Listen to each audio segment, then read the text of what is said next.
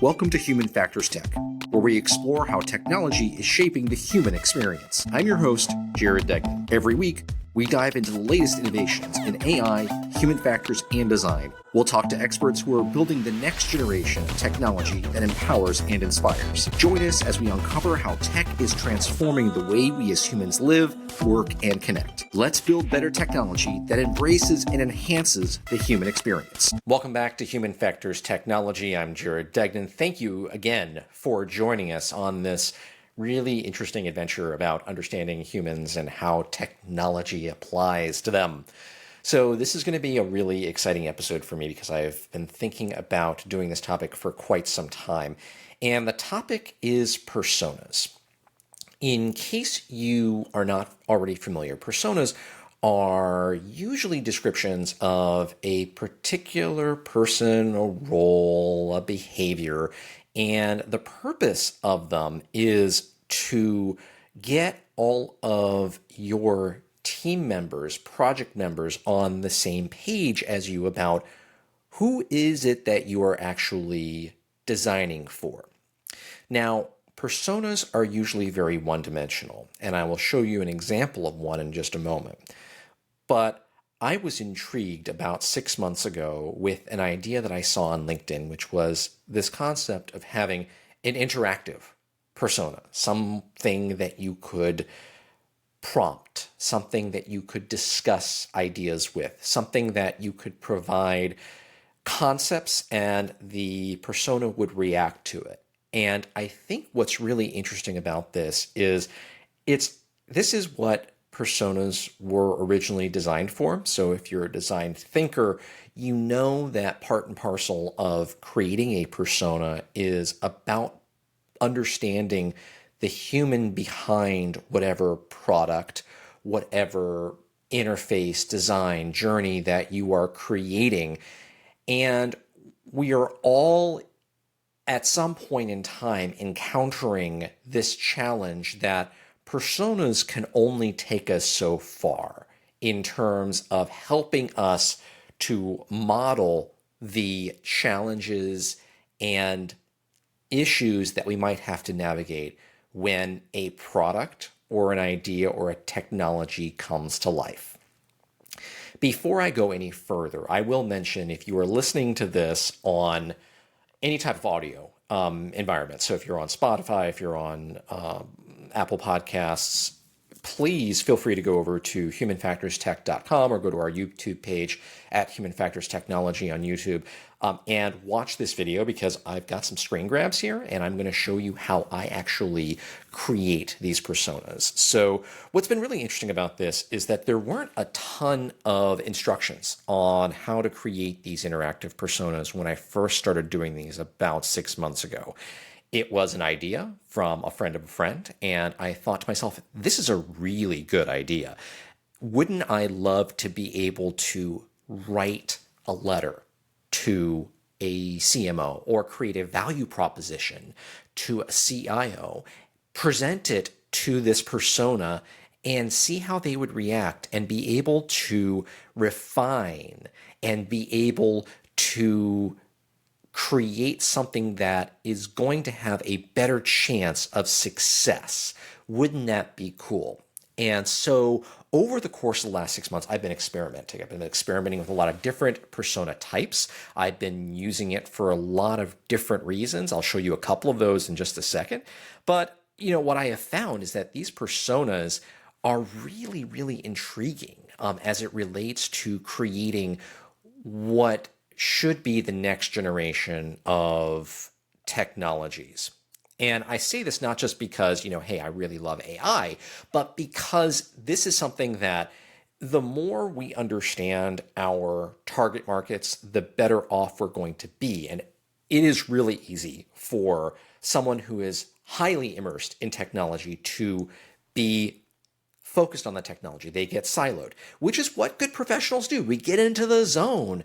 We focus on the things that we do best. However, the things that we don't do best are always the things that we don't always think of.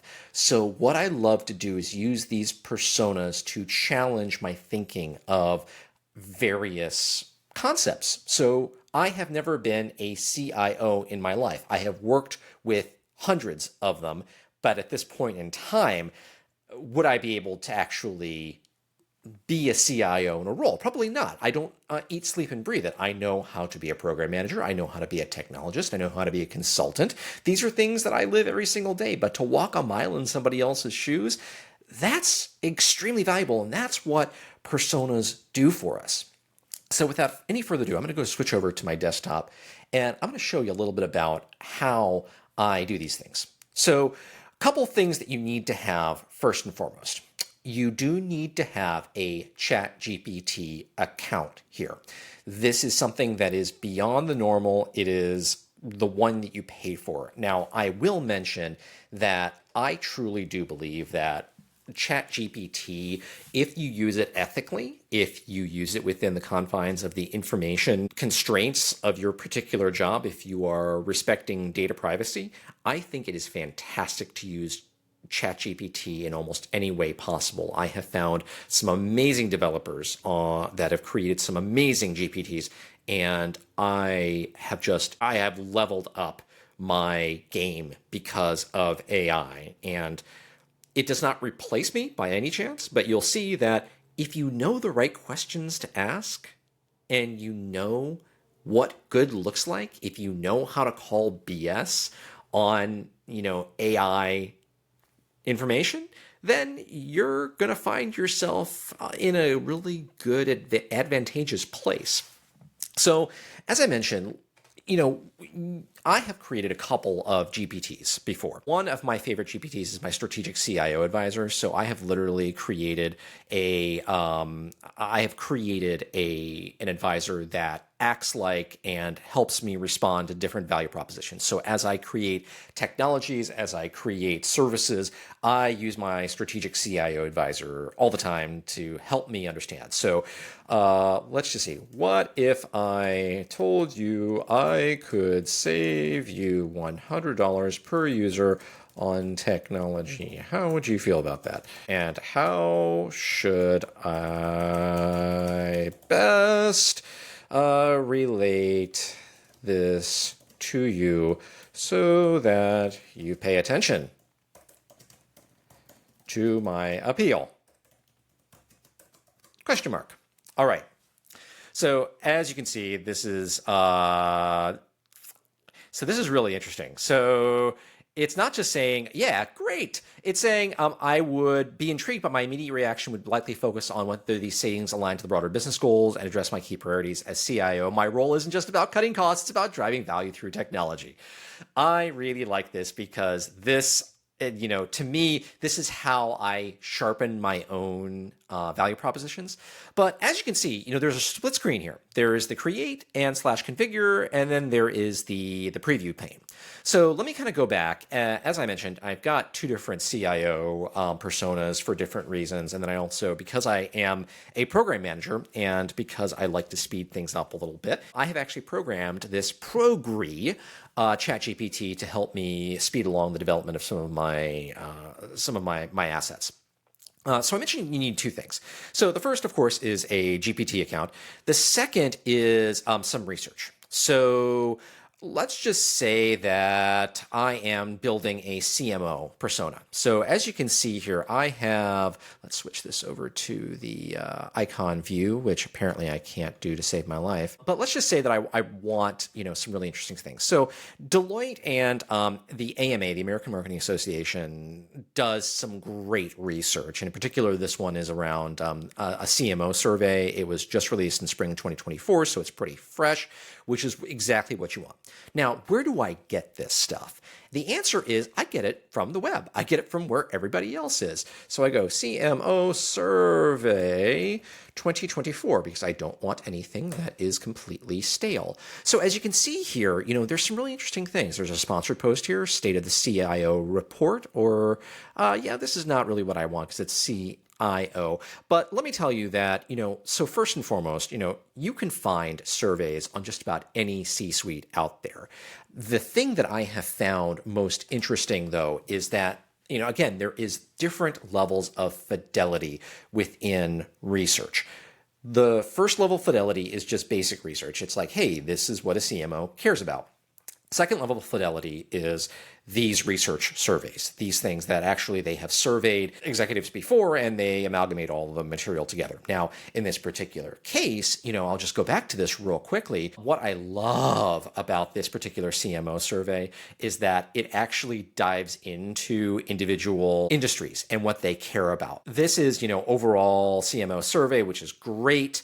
And then there's also one that goes into industry breakout. This data is so good. I am such a freaking data nerd. But look at this. Are you less?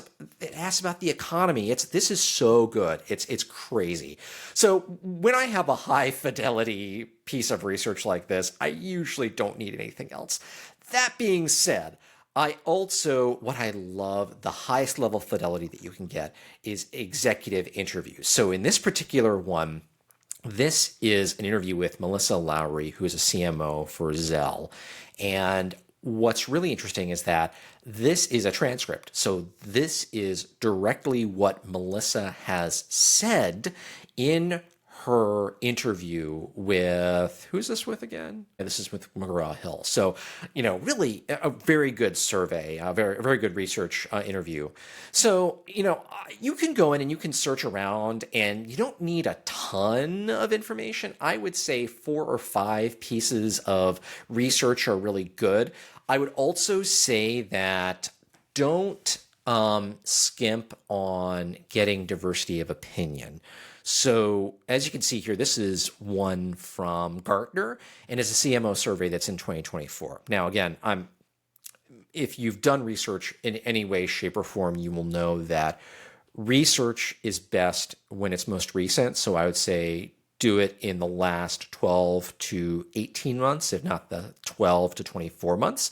But you can see that there are some really interesting things here. And, let's see, insights from the CMO, like this is the full report here. So of course I can't access the report, or I can't access the report within the context of this podcast, but I could theoretically, if I was doing this for work, because we do have a Gartner survey account, I could go in and download this report and incorporate it into my overall persona. So let's just say that we have our research and we are ready to create our persona, right? So let's go back and let's actually create a persona. Okay, so create a GPT. Okay, so this is so easy. It's almost criminal. So it asks, it's a question and answer, folks. It's just so easy. And of course I have pre-written prompts because I really don't want to copy. I want to copy paste, but I don't want to necessarily make you guys watch me type things out. So I create an interactive persona for a chief marketing officer. Really basic. Let it run for a second, updating the GPT. And now what ChatGPT is doing is it is updating information about who this person is from in this case, the 4.0 model. So this is going out and doing something that I just, very similar to what I did, which was doing some basic research. And I ask you, would you like to go with that or suggest another? I'd like to name it Melissa, not from Melissa Lowry, but from one of my favorite CMOs of all time, Melissa from Piaggio and Vespa, because she is so fabulous. I may even put her photo in this. I hope she really doesn't mind. I think she actually does listen to this podcast, which is crazy. Oh, come on, GPT. That is not a woman's photo. Do better. Okay. Please use an image of female CMO, mid-40s.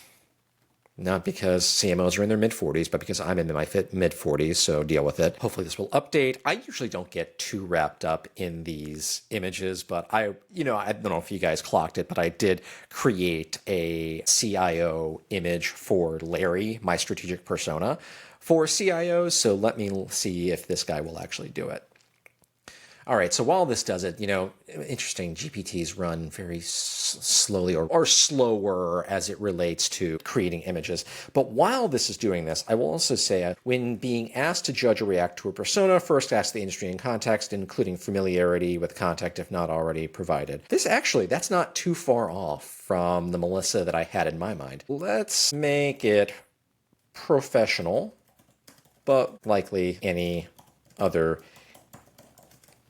with a creative background. I don't spend too much time on this, but obviously these are the steps that it takes. So I'm just going to let her, run for just a second and just let it do it. Anyway, so whole idea here is I am going to, now it's updated, thank goodness. Okay, professional advice to creative failure, blah, blah, blah, blah. Would you like to test her out? Okay, I'd like to make adjustments. I don't know why I just told it to make adjustments because GPT already knows how to do it. Side note, be nice to your GPTs, be nice to your AI, because when the machines conquer the world, my guess is that if you've been nice to them, they will be nicer to you. Okay, so I'm going to put a couple of key qualifications here.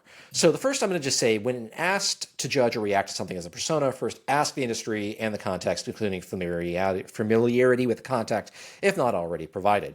So what this is going to do is this is going to help us in a step that I will show you a little bit later on. This is going to help us contextualize the user.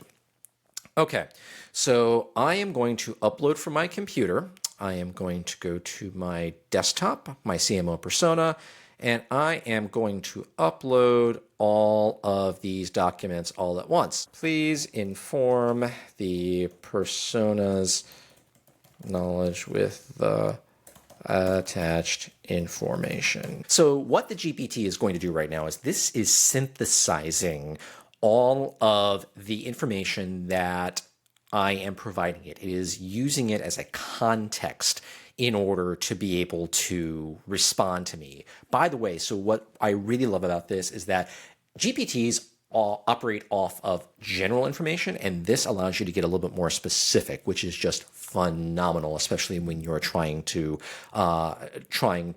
get some more specific information out of it. So let's just test it out right now. Create a persona for yourself. So what this is going to do, this is really great. So this provides basically what we saw earlier. So if you know anything about basic personas, they're really very basic. They have a lot of one-dimensional, maybe two-dimensional information, but it shows you goals, motivations, questions, etc. This should all be very familiar to you by now. That being said, what I have just done is I have literally created a persona based on the information that I have uploaded. So this is great if I just wanted to create, another two-dimensional persona. That's perfectly fine. There's nothing wrong with this, but it's just not very helpful.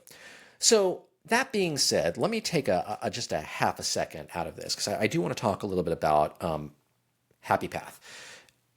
If you know anything about Happy Path in journeys, you know that when we create journeys, it's kind of the best possible scenario. Same thing goes for GPTs. If I was to only leave this persona as is, I would have a problem because what I have found is these personas respond in the most positive possible way, and that's not always a good thing. I am used to dealing with, particularly when you're talking about C-suite, surly people who are busy, they've got jobs, they've got demands, they've got budgets, they've got P&Ls to deal with. So what you really have to do is you have to find ways of getting on their good side, which would inherently mean that they have a bad side. We all have bad days. We all know what it's like to have a vendor email come into our inboxes and just go, I can't deal with this right now. So how do we help the persona understand and react a little bit more like the real thing, right? So here is my secret weapon. I have created a communications rubric for executive response. So what I have done is I've started with some organizational psychology, and I've created a total of about 10 criteria that you can see here. So things like, do I recognize the sender?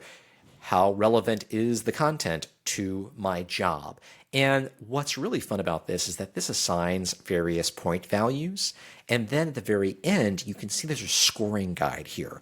So you can get 50 total points out of this entire fun little experiment. And your likelihood of response is ranked based on the number of points. Now, this is not ridiculously scientific, but I'm like, at least it gives my persona something to go off of. So I'm going to go back to my ChatGPT and I'm going to say, number one, I'm going to upload my document. So I'm going to upload my rubric and I'm going to tell it, in addition to providing guidance, use the following rubric to provide a score and recommendations to help improve the overture or outreach.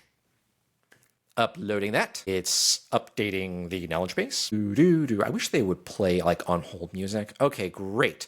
I think we're good. So I think we're good. Obviously, the more time you spend tweaking your persona, the better off you are. Last things first, save your work, people. I'm going to click Create right here. So as you can see here, I provided the guidance, I uploaded the document, and now this is what happened. So now, again, I'm going to click Create, save my work. So what I'm going to do here is I'm going to put anything with a link on this, and I'm actually going to offer up this persona to you, my listeners. So I will put this on humanfactorstech.com under the show notes. So feel free to go over to the website, humanfactorstech.com, and actually see it. So now we're just going to go to the ChatGPT itself. Okay, I've got Melissa, strategic CMO, provided expert marketing advice. So let's just do the same thing. If I was to tell you I could lower your cost of acquisition by 30%, how would you react? Okay, so it's telling me how it would react. It's asking me some alignment with my current goals. Rate my message based on the rubric. So right now, what it is doing, it is going through my message and it is looking at the different aspects of my pitch. Now, keep in mind, this is a one-line pitch. So it's probably not going to be great. Total score 32 out of 50. As you can tell, I need to tweak her just a little bit more because obviously I have hit the right chord for her, but obviously I truly contextualized this. Now, this assumes that I know this person, et cetera, et cetera. The only thing that this didn't do, and I need to hone that prompt a little bit more, is the understanding of what industry that it's from. So I told it to prompt me and ask me, hey, what industry am I from? And then I would pull some of the information from that specific industry from the Deloitte survey, but it didn't pull it up. But you can see how things work within this. And because I don't want to make this episode too long, I really think that I'll just kind of end it right here. But as you can see, this is the kind of material that really does help you poke and prod and make your responses, your pitches, your emails smarter. It also, if you can share this with your team, they can ask questions as well.